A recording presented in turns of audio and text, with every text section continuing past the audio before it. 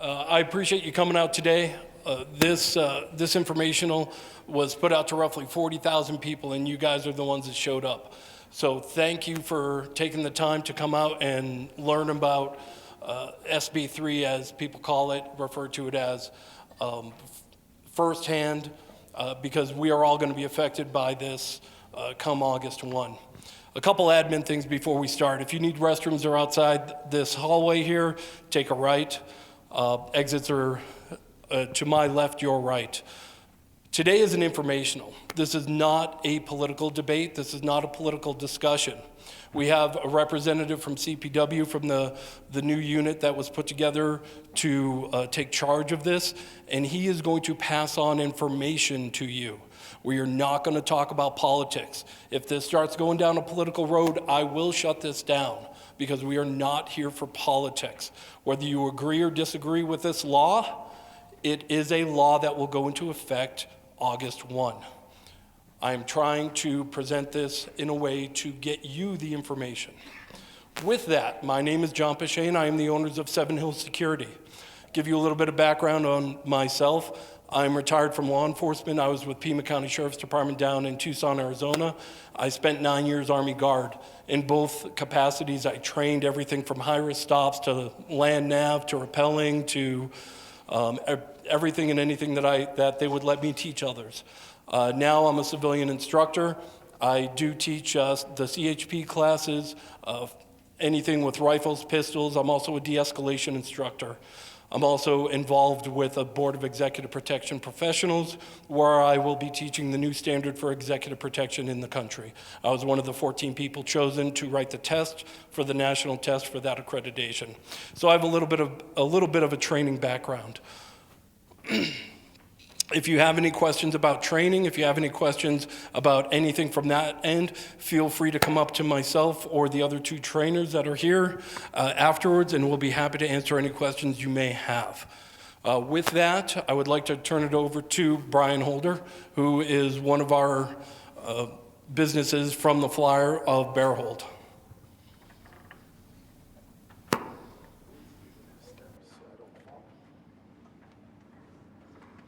Good afternoon. I'm Brian Holder with Bearhold Personal Defense Concepts.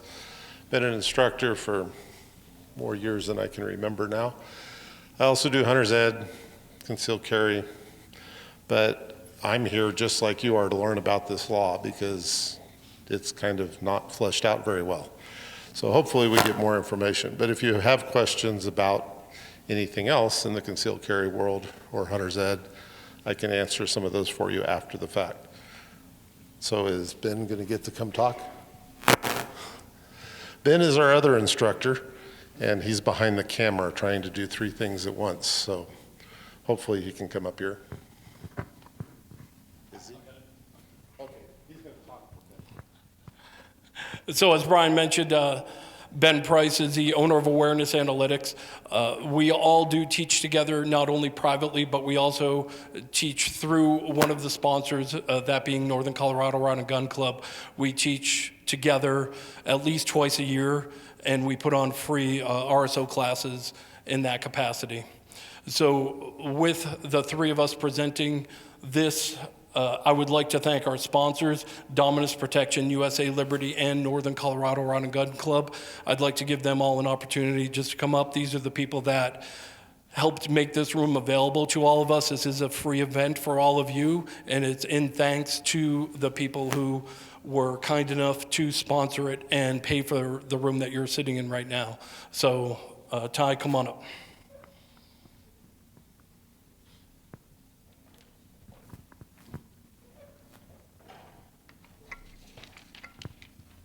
Good afternoon, everyone. Before we dive in, I'd like to take a moment to extend a massive thank you to John Pashane at Seven Hills Security. It's one thing to talk about safety and proficiency, but it's another thing entirely to build a platform like this where shooters and professionals can actually sharpen their skills and share knowledge. John, thank you for your leadership and for putting this event together. Can we get a round of applause for John here?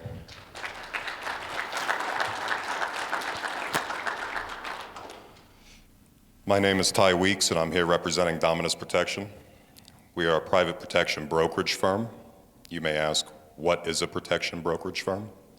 As opposed to your standard box security company where commonly the attitude of one size fits all is rampant, we are a CPD accredited firm that dedicates itself to the personal and professional development of the individual security professional. The idea behind this is that instead of just fulfilling a client's request for service with whoever is available first, we approach the service by dedicating our resources to a comprehensive risk evaluation of the client, compiling the client's preferences and specifications, building a structured operating procedure per the client's specifications, and finally, matching a security professional that has both the certifications and resume that fits within the specifics of that client's needs. At Dominus, we've built our entire structure around the independent operator. Our team consists of quality, self-managed professionals who have complete control over their careers. Through our integration with the home-based platform, our operators have the power to pick and choose their own schedules to maintain a true work-life balance, manage their own financials and business growth, and finally, take full ownership of their credentials, tracking their own certifications and paperwork in real time.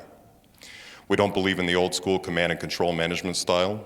Instead, we lead through enforcing the industry standards through training and the constant reminder that every operator must strive to hold themselves to higher standards. We believe that when you treat a specialist with respect and provide them with the tools to manage their own success, they provide a level of service to the client that is unmatched in the industry. We are here today because we know this room is full of individuals who take their training and their professionalism seriously. If you're a high-tier operator who values autonomy, or if you're here looking for a security partner that prioritizes specialized talent over warm bodies, I'd love to connect with you. Enjoy the rest of the event, stay safe on the line, and thank you for your time.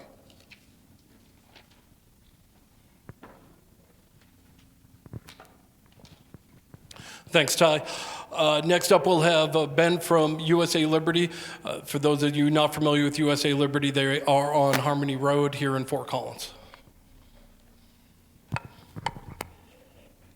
Big thanks to John again. Like Ty said, he's responsible for putting this all together, and we really appreciate it. Like everyone, we're here gathering information, trying to figure out what this is going to look like for everyone. As we go down the road, we'll be here to help all of you in any way we can, facilitate an easy transfer of firearms like we always have. Just a little bit about us. We're a locally owned, independently operated business. Strive to provide our customers with fair prices while educating and empowering them in their Second Amendment needs. If you ever have any questions, need anything, please come and see us. We're at Harmony in LeMay. Thank you.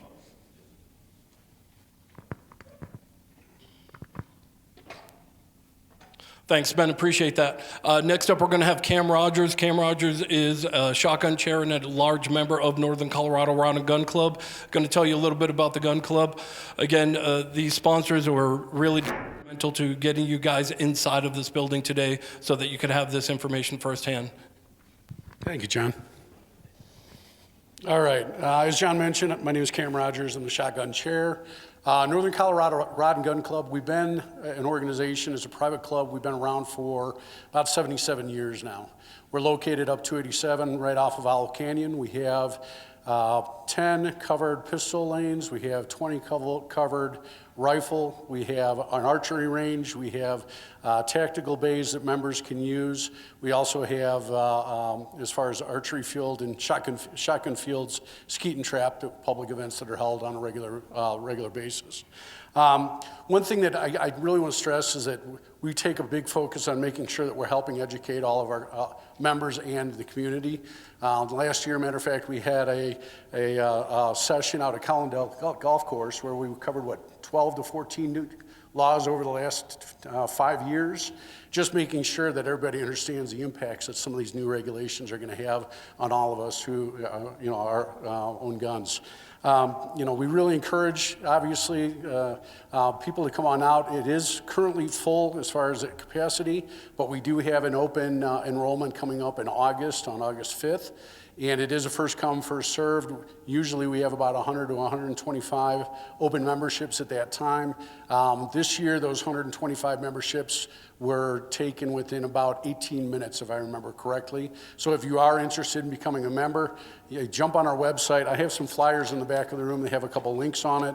Jump on our website. You can actually go to our membership page, log in, basically send your email and request to get a reminder when that open enrollment does come into play. So just want to give you a little idea. We do hold a number of public events as well. We have almost something going on almost every weekend, from rimfire to shotgun events to defensive pistol during the season to 3D archery and a number of other events that are open to the public. So you're welcome to come out if you're not a member during those events and kind of check out the club and get a feel for who we are and what we do. Thank you.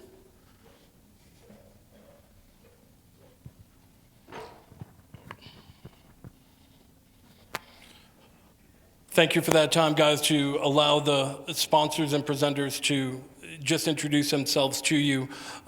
As Ty was grateful enough to do, gracious enough to do for my end, please give a round of applause to everyone who's presenting and sponsoring today.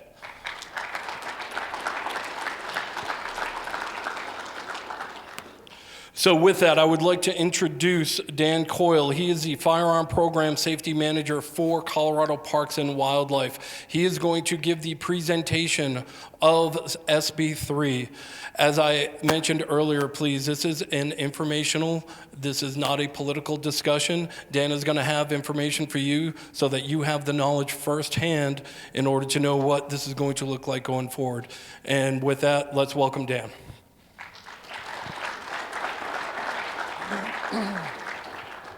Thank you. Not good with the microphone. Usually my voice is loud enough I can cover any room. If you want me to get rid of the microphone, I will.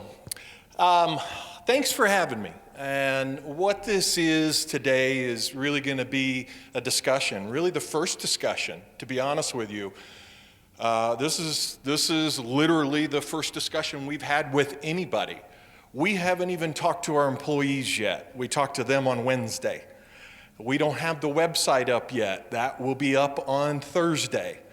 And then I'll be at the ISC Sports Show periodically Thursday, Friday, Saturday, Sunday. So literally, you are the first folks we are talking to. And so if you could just kind of keep that under wraps, because I'm sure the employees would not be too happy that we've talked to you before we've talked to them. So be patient. Why I tell you that to say be patient. A little bit of grace and understanding based on this short timeline. This bill was signed on April 10th, 2025. We have to have it operational by August 1st. The processes that it takes to create some of this is we are doing it at a pace that's unprecedented. So bear with us. You may ask a question I don't know the answer to, and that's why I've got my booklet. If I don't know the answer, I will write it down and I will get with the Attorney General and we will get an answer for you. There are questions, several people have asked questions that we just don't know the answer to yet. I came into this position in October while hunting seasons were going on, so I'm up out of Middle Park. I worked out of Kremling. And so I didn't want to leave my area high and dry, so I worked hunting seasons for them and with them, so I really didn't get going on this until about November. And so I got a staff hired, I've got a training specialist, I've got an admin help now. Just understand we are doing this really at a rapid fire pace. So you're going to have questions, which is fine, ask them. I don't want you to leave here today, two things. I don't want you to leave here today, one, not knowing, or two, having a question that you didn't ask. Ask me, we'll get it figured out, and we'll get back to you. Or you can simply, I see some people have some paper, you can write your question down, and then the best way to get back a hold of you, whether it's email or whether it's phone, and we'll find the answer and we'll get back to you, okay? At the end of this, we will have the new, you are the first people to see it, the new unit email for the Firearms Safety Program. And so please take a picture of it and you're welcome to send that. That's monitored by 3 of us and we'll get back to you in a timely manner.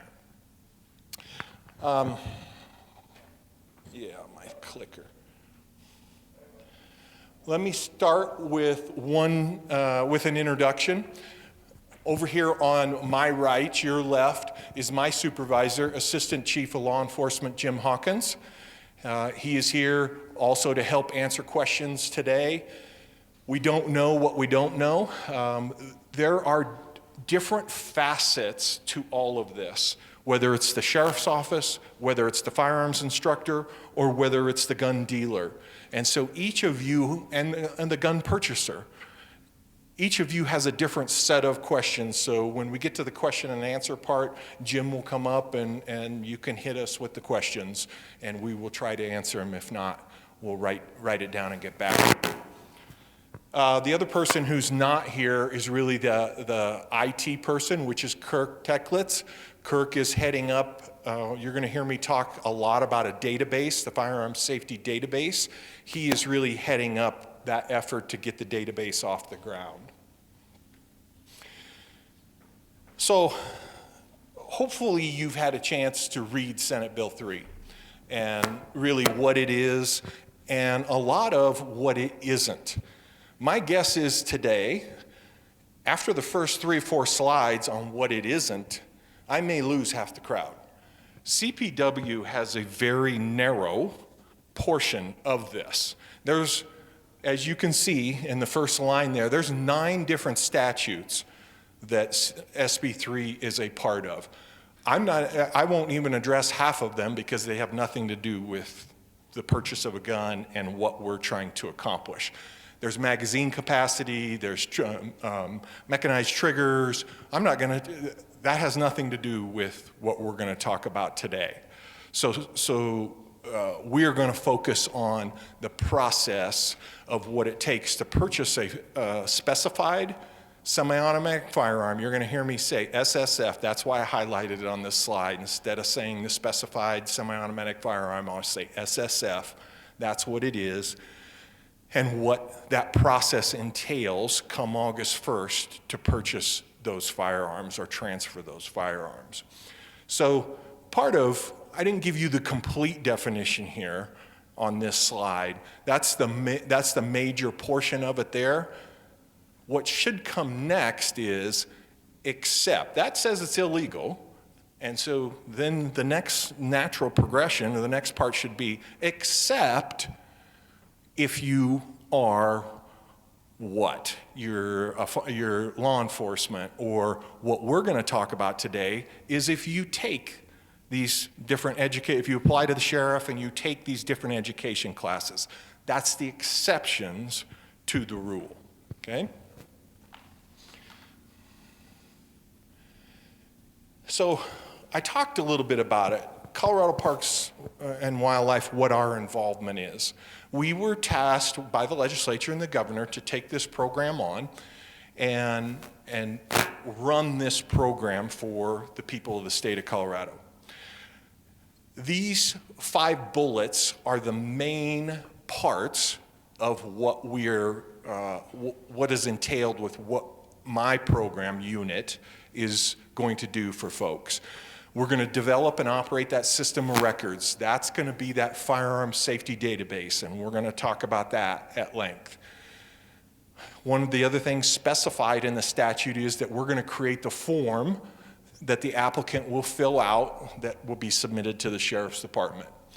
And then obviously hunter education, we're going to talk about that once it comes back, whether if you have hunter education or not, we'll determine whether you'll take the basic course, the 4-hour course, or you'll take the 12-hour course. So we'll go into more detail on that. And then establishing the curriculum for the basic and extended firearms safety courses. So instructors statewide do not have to create a curriculum. I've hired a training specialist. They will create the 12-hour and the 4-hour curriculum, and then we will teach the firearms instructors across the state. My estimate or guesstimate in looking at the different sheriff's office websites around the state, there's about 550 firearms instructors now that teach the CCW classes. We would guesstimate that there'd be about that number that will teach this. And so we will have an outreach. We will be sometime, you'll see a timeline here at the end, but Sometime in about May, we figure we'll go online and do a teach the firearms instructors what the course is, so that if you take the course in Larimer County, you take the course in Weld County, you take the course in Baca County, you're getting the same course. There is no difference in the courses because CPW is setting the curriculum. And then we expect to update that as we, yearly, and as new things come up and as new methods come up, we expect to update that. And we'll talk more about that. And then we need to provide a yearly report to the legislature, which we've already done for this year. And we'll do that every year so you can see the program and how it's growing. We simply don't know. We just don't know how many people will enter this program, and I'll talk more about that as well. Our agenda today. John talked a little bit about it, and I'll just kind of go down a little bit of a rabbit hole here. I appreciate John and all the sponsors doing this. This happened because John made a phone call or sent an email to CPW saying, what's going on? And I called him back, and we had a long discussion, and we thought this would be a great idea. And so that you can get your questions answered, get a better understanding of what this is, and then get your questions answered today. Jim and I will stay around as long as we need to. If you have questions after this is over, we're more than happy to stand and visit with you and answer any questions that you may have. I don't want you, like I said, two things. One, not knowing, or two, leaving here with a question that you didn't ask. So John covered this, but not knowing he was going to say that, just reiterating, this is not a discussion about the bill itself. That's really for your legislators. This is more about what's already in statute and then what that process is. That's where we're going to focus today. I want to communicate to you the process for purchasing an SSF after August 1st. I want to communicate to you the upcoming and available resources that we're going to have available. And then I want to talk about this already, answering your questions. And then I do want your constructive feedback. This process is not finalized, and everything is not 100% outlined in statute. Some of the stuff we're doing the best that we think we can with the process. So I do want your constructive feedback. This is the time to do that. The database is not built yet, and so we can make some modifications. We built that into the contract, saying that, hey, everything's not final yet. So, you people are much smarter than me, so I do want your constructive feedback on aspects if you see where we could be better. So in Parks and Wildlife, what happened was when this came about, we were a little bit behind because we tried to hire my position early on, didn't make a selection, I didn't apply the first time, and so we kind of got a late start. As you hear, as I told you before, I got started in November. We've got a training specialist hired in our unit, and we've got the admin hired. Here's how new we are. We don't have office phones yet. I don't have an office yet. That's how new we are. And so we're trying to, we don't have time to wait. There just simply isn't time to wait. A little bit about the database that I've described to you. We've started the process of vendors, selecting a vendor. We had to go out with the statement of work before we have done any public engagement. That is not normal.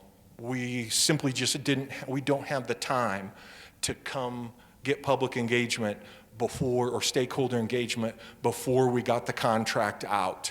And so the vendor process is in process.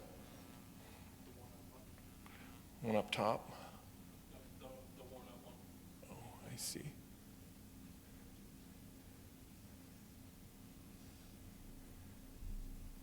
Okay, great, thank you.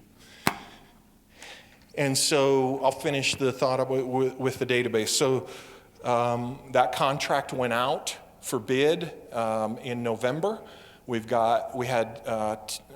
had folks bid on it, and we are in the process of evaluating that now. In fact, tomorrow and Tuesday, all day, are our vendor interviews. And so we hope to, by the end of the week, have selected a vendor. That's how new we are to all this. Typically, the IT folks, some of you folks may be in IT, I am not. You can tell I'm a game warden. This is my 31st year of doing this. I'm not in IT. This is going at record pace to get this database built and the approvals that we need through the state system to make this happen. So everybody is throwing themselves in and doing what we can, doing what they can to help make this viable by August 1st. So where do we begin? A little bit about what is an SSF. It's defined in Title 18. You see, I'm not putting the definitions up here, but it describes what it is in Title 18, and it describes what it's not. That's not typical in a statute when you look at and read statutes telling you what it is and what it isn't. But this statute does. The reason it's not up here is because of the second bullet. Per CSR 24, CRS 24, the Department of Revenue, it was outlined in the statute that the Department of Revenue would determine by the definitions which firearms would go on the so-called list. So it's not CPW. I have no say in it. In fact, I've talked to the Department of Revenue. They are working on the list. If you're unfamiliar, so Department of Revenue currently permits firearms dealers in the state. And so that's the reason that they were outlined in the statute. But per the statute, it says they will come up with that list of firearms. So there was no need for me to put the definitions up here because we could debate those all day, but it's really in Department of Revenue's hands. So when I talked to them last, which was right before Christmas, they don't have the list ready to go yet. They're not experts either. In the bill itself, it outlined that they were allotted a sum of money to hire a consultant to determine what that list would be. They are in that process now. What they told me is they expect that list, because I told them, I said, hey, this is the number one question I'm getting, is X gun on the list? And I haven't seen the list yet. They told me they would have that list available end of January or sometime in February.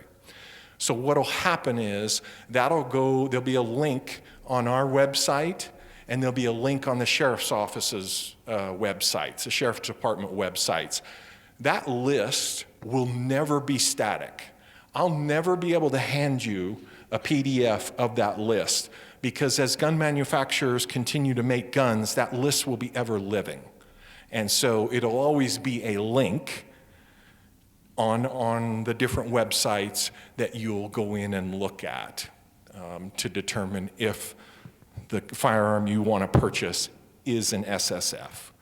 So I think that was a revelation to a lot of folks because that's really one of the top questions I'm getting is what gun is on the list, and CPW has nothing to do with the list. We'll have that link on our website.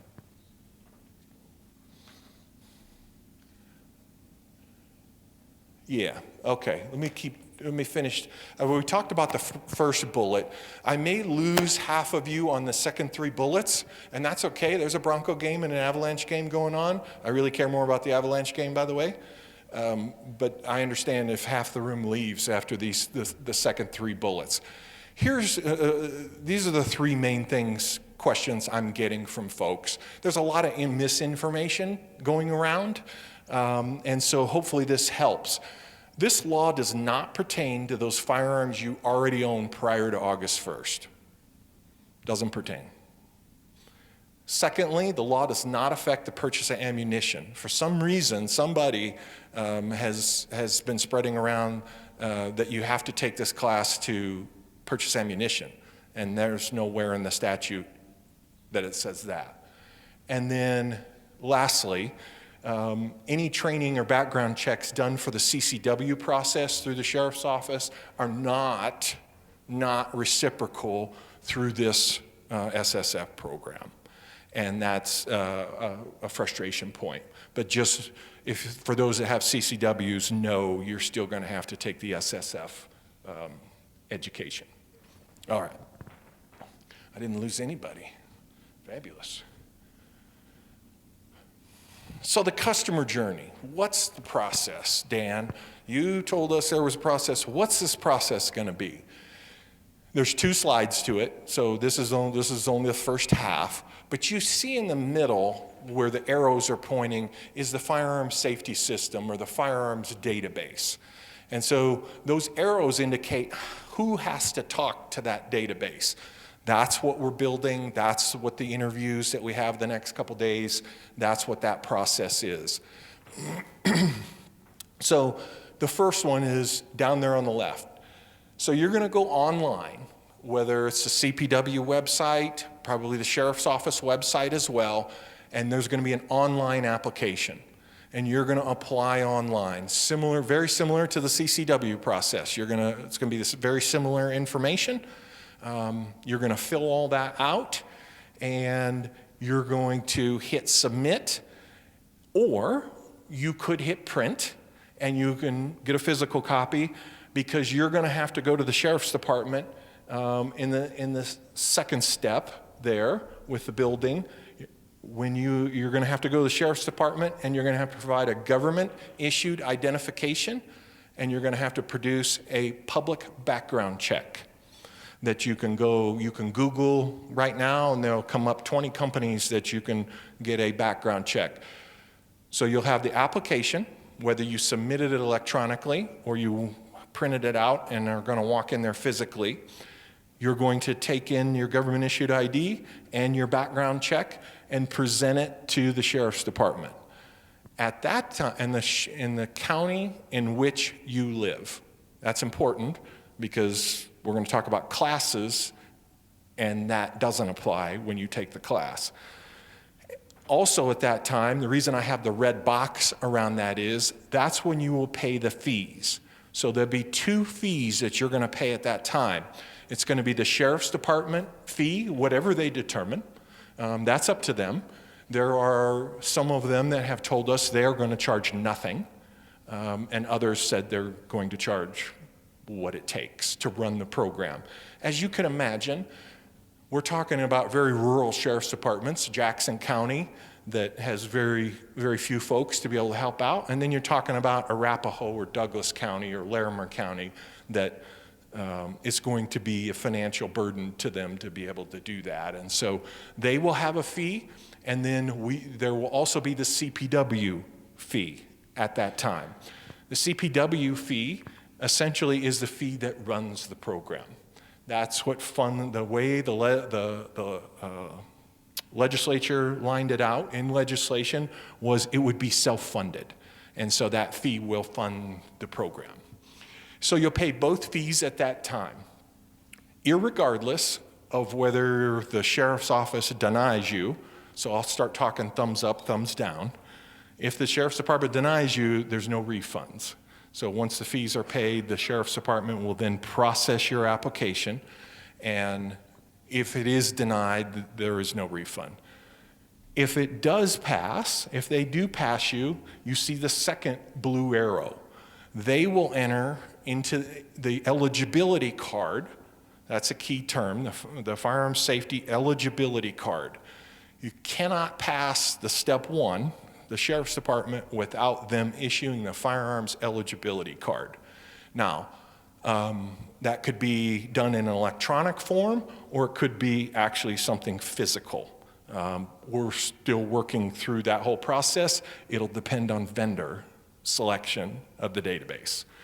And so at that time then, the sheriff's department will enter back in the system, thumbs up, good to go, eligibility card issued, or thumbs down, this person has been denied.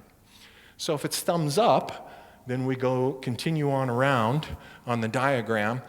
Now it's determined back to CPW for, do you have hunter education? Have you taken hunter education? And is it in the system?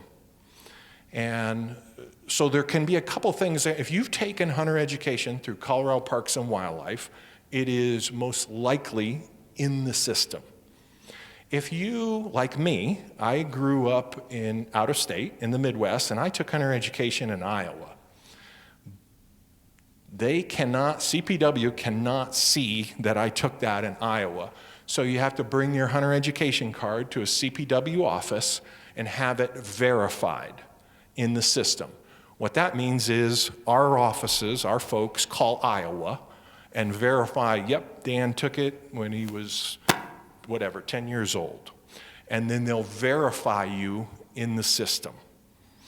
So when the firearms safety system downloads or talks to our hunter education system, they'll see Dan is verified in the system. So if you don't have hunter education, period, or my brother-in-law, for example, says, hey, come on, Dan, I took this in Montana when I was 12 years old. I swear, took it. What's Montana say? He goes, I called Montana, they can't find any record of it. I can't help you. I can't help you.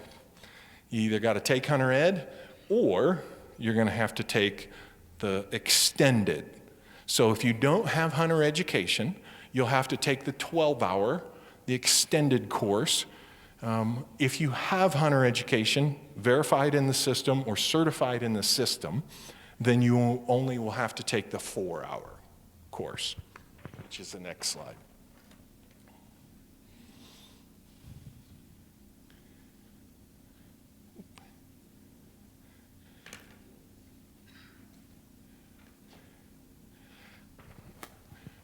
So there's a determination made, and we understand that's going to be a sticking point. Just like my brother-in-law, his situation, hey, I know I have it, can you guys check? And that's where our offices will be able to help with that, CPW offices. We do that now, if you're not aware, on your hunting license. When I check you when you're out hunting, it can, at the very top in the right-hand corner, there's a little V for verified, and I'm not asking you for your hunter education card. If it's not there, the warden should be asking you, because it'll say over on the other side, hunter ed card required. And you've got to carry that with you while you're hunting. So if you've been asked for your hunter ed card, that means you're not verified in the system, which is okay. It's not a problem if you're in the CPW system. If you're from out of state, you would have to have it, or you have taken hunter education out of state, you would have to have it verified in the system. Otherwise, there is no way to know. So one of the questions you may ask me is, what can I do today, Dan, to get ahead of the process? If you've taken hunter education out of state, go to one of our offices and have that verified in the system. You got plenty of time to do that. That would be something you could do today. Okay, so now we've got either hunter education, which will be the 4-hour class. You'd have to take the 4-hour class, the basic, or we don't have hunter education, and so we need to take the 12-hour. That's this next red box. So you will then be able to go online, very similar to what you do now with the CCW process. You can see here I'm mirroring things after the CCW process. We're trying to keep this as straightforward with the sheriff's departments as we can to minimize their confusion and to make this simpler and easier for them as well, for all of us involved, quite frankly. So you will go on and online to find a course. You do not have to take the course in the county in which you live. You could take the course anywhere. So if you did live in Yuma, Colorado, and there's only 1 or 2 instructors out there, the times may not be convenient for you. You could look along the front range. Maybe you're coming to Fort Collins for the weekend or Denver for the weekend, and you could schedule a course and take that course in another county. The prices, so I've got that in a red box, so there's another fee associated with that. That will be determined by the firearms instructors. We have no idea what that is going to entail for a 4-hour class or a 12-hour class. That's set by the market. And folks are determining what that will be, the firearms instructors. The firearms instructors will need to be verified by the sheriff, just like they are now for the CCW program.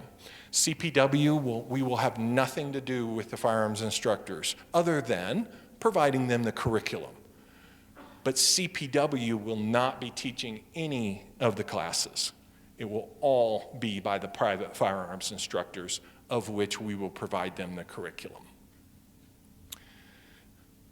And they will answer to and adhere to each of the county sheriffs to be a verified instructor for them in their county.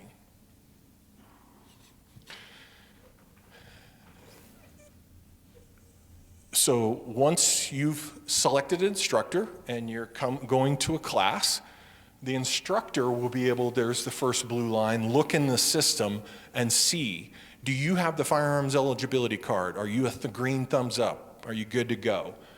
If you are, then the customer or the applicant can go to the course. If you're not, then you'll have to go back a step, and if you don't have the firearms eligibility card, we'll have to deal with the sheriff's department on why or why not that was not issued. So then you take the course. The 12-hour course is set by statute that it must be taken over 2 days. And both courses, the 4-hour and the 12-hour, state that it must be in person. There won't be any online. It'll all be in person. So you go take the course. You have to pass with a 90% on the exam. That's specifically outlined in the statute. So we are obviously determining what the exam will be and what would be, if you would not pass with 90%, what are your options? And we're going to handle that through CPW policy, and that hasn't been written yet. That's part of what I need to do over the next several months, is how we're going to deal with that. But I see this room all passing. And so you're going to get a green thumbs up. You passed with 91%. Great job. And now you're going to be able to go to the firearm dealer. The instructor has 3 business days to enter into the firearm system your passing of the course. They can do it in less amount of time, but they have up to 3 business days to do that.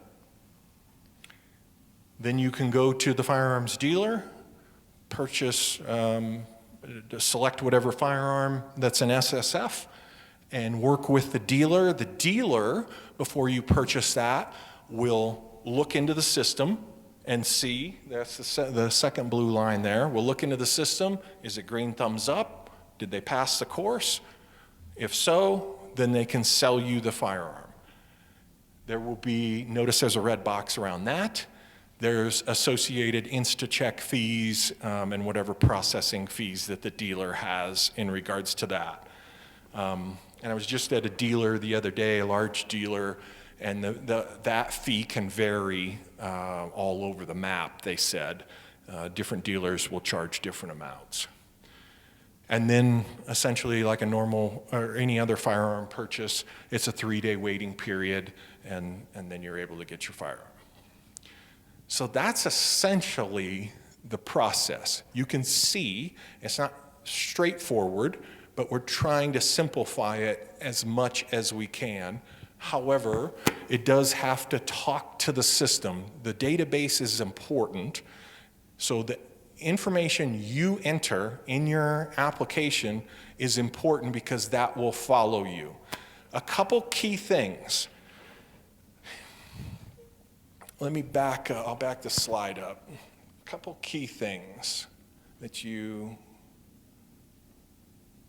may not realize. So once the sheriff's office issues you that eligibility card, you now have 5 years to go take and pass the exam. You have 5 years. Key, because once you go take the exam and pass it, you now are eligible to purchase an SSFs for 5 years. Once that 5 years expires, you have to go back and take the basic course. So every 5 years, you'll have to continue to go back. So that's key. And then the other question I get, it'll make more sense. The other question I get is, well, what if we get to the end and I fail the InstaCheck background through CBI? Because CBI checks 7 databases. They're the most thorough background that is out there. That's at the end. You can see now why that's at the end when a person could wait. Things could happen literally in 9.5 years. There could be some changes in a person in 9.5 years. And so that's why that InstaCheck is the last thing through the firearms dealer. We are going to put something on the application. My guess is like a checkbox that says you understand that you will have a CBI InstaCheck background at the end of the process, so that if you do fail that at the end, you'll be less upset, hopefully, that you were made aware during the application process that if there's something questionable, I would deal with that now, not wait for that process. And work through that now. If you go on and look at CBI's stats, they have a great statistics on their purchase of firearms, if anybody's gone on and looked at that. Right now, they have, about the last 3 years, they have about a 1.5% failure rate. I suspect that'll be less through this process. Because that's all firearms. And just so you're aware, we've had lengthy conversations with CBI.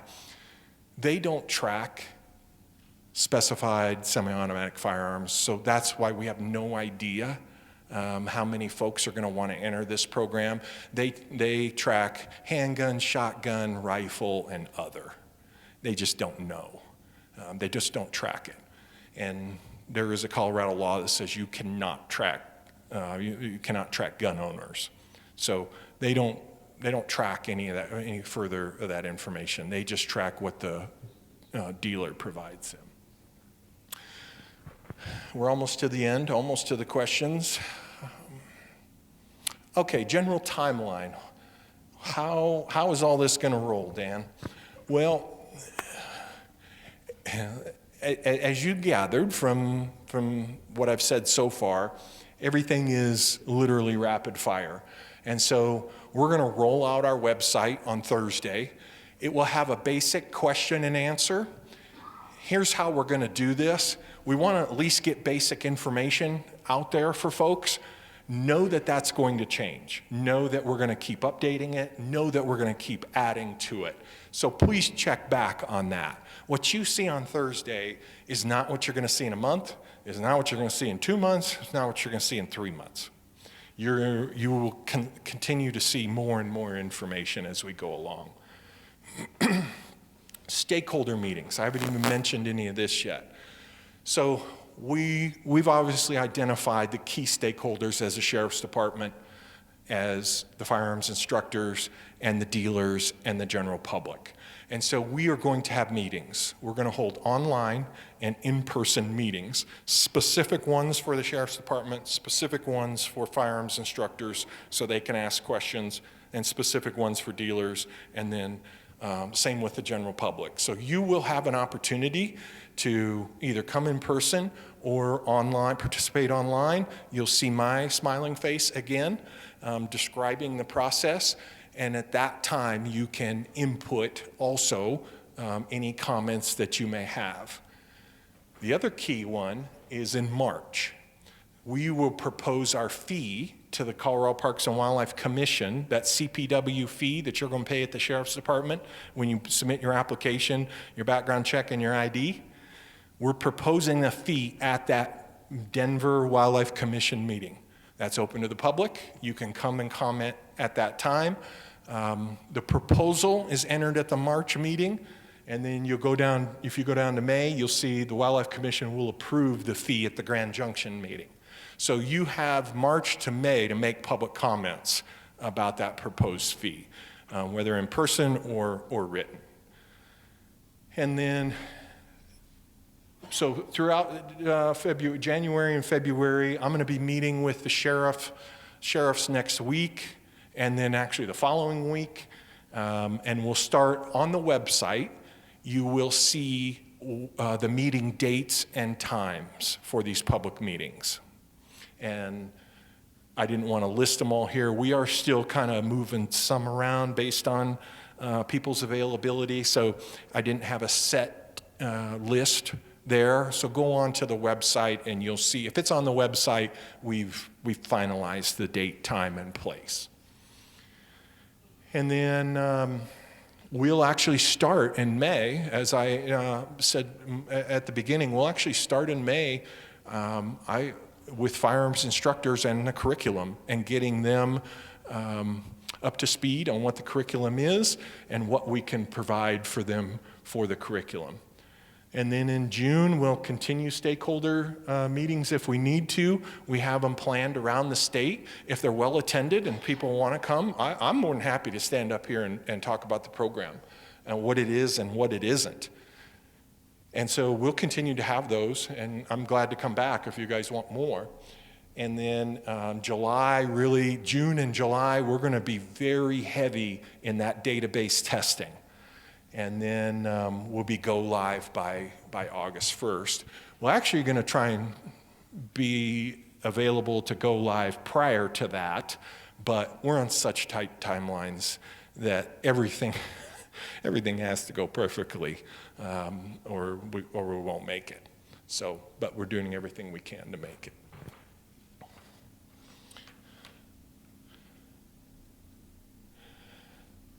And then really questions. Jim and I will take whatever questions that you have.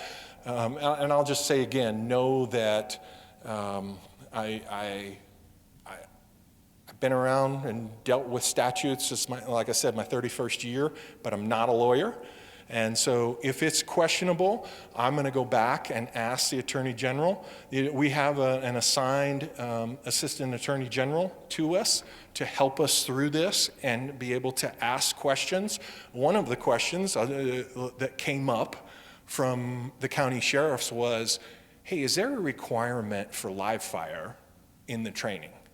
Because a lot of the counties in the mountains are under 3 feet of snow during the winter, and we're not going to be able to provide live fire.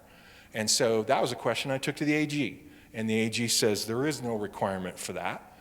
There is no requirement for live fire. There are some requirements in there, but there is no requirement for live fire. And then in visiting with some firearms instructors the other day, they said, Dan, if we do that, it will greatly increase the cost of the course if we have to go live fire. And so their feedback to me was, we would ask that you don't put live fire in there because that will greatly increase the price of the course. So like that was great feedback. And so things like that. I was a firearms instructor as an agency for the officers, but I'm not in that realm, and I'm not a firearms dealer. And so feedback like that is good stuff for us.